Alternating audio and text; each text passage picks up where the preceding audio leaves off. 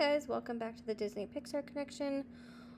Whew, we got a lot to talk about with The King of Thieves, aka Aladdin 3. Now, I'm going to give you a quick background information before we get started into the Easter eggs, but if you want more of that, that's going to be talked about at the very end. So, quick understanding, the Aladdin and the King of Thieves is all about Jasmine and Aladdin's wedding. And it is a straight to video, so it was not theatrically released. I do talk more about this in my second book, which was just released, so you guys can go find it on Amazon. Everything will be linked down below as usual. Anyway, there are a ton of Easter eggs, which is important to our timeline, so let's just dive into that. So as you can see, even on the title page, we have Genie as Tinkerbell opening it up. And then we have this photo. This was really giving me Vanessa vibes from The Little Mermaid. And then we have Genie as a Hasidic Jew. Now this is the first time and only time so far where a Jewish person is represented in film by Disney. There were some Hanukkah moments much later, but no individual per se. And then we have a play on the Sphinx in Egypt, Muhammad Ali, Jafar as a mask. Here's a hidden Mickey within the coins, of course, Iago. And there's another hidden Mickey on the pile. And then we have the clock, which can be linked to Cogsworth from Beauty and the Beast. Lifestyle of the Rich and Magical is a play off a lot of reality TV shows back in the 90s, early 2000s. Then we have Julius Caesar and Cleopatra, but also Caesar salad. I mean, come on.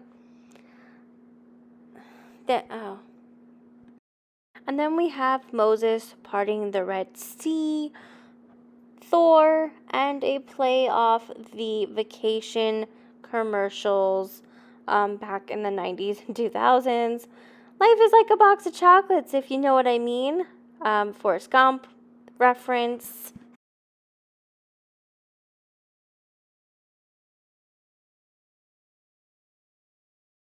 Then we have, of course, hidden Mickeys within the flowers. And this is where it gets good. We have a reference to Vegas. And, of course, in Vegas, we think of Elvis impersonators.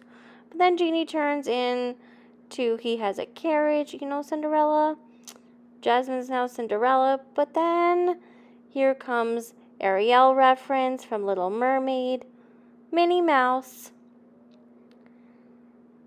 and Jessica Rabbit. I know. So, yeah, those are lots of links to other movies. Now, this one is very interesting because Robin Williams, who plays Genie, was also played Theodore Roosevelt, a.k.a. Teddy Roosevelt, who was a president. But anyway, he played him in Night at the Museum, which was also a live-action Disney movie, FYI. But Teddy Roosevelt was best known for exploring the West and by horseback, and he created what we know as the national parks. Now, it's significant because there's several points, as I said, to the night at the museum, the West, the horse. But Teddy Roosevelt's most famous statue is him riding a horse, and that was in front of the American Natural History Museum in Manhattan, New York.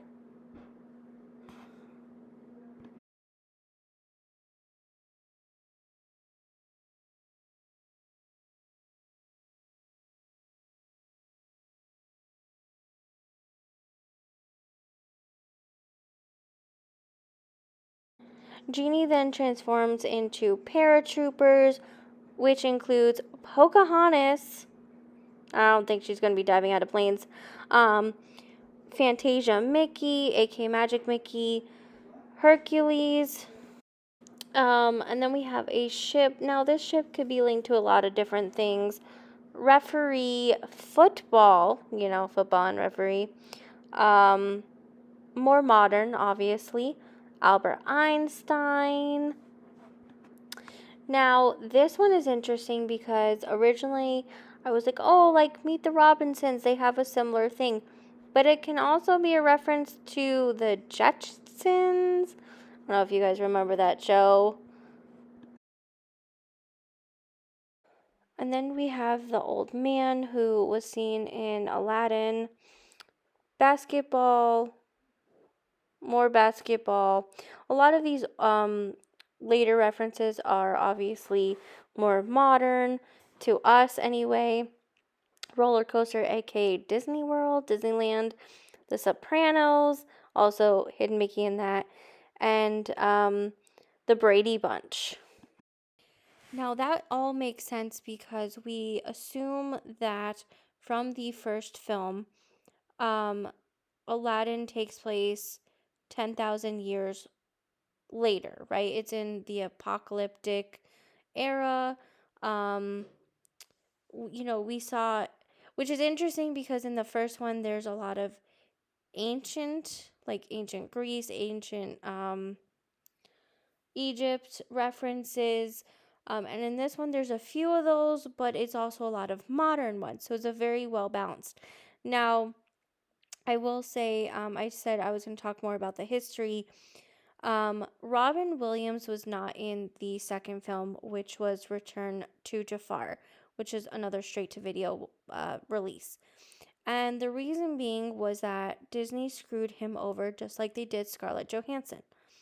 Now, Robin Williams did end up continuing with Disney in other films. As we know, I mentioned the Night at the Museum and the Night at the Museum 2 being two of those.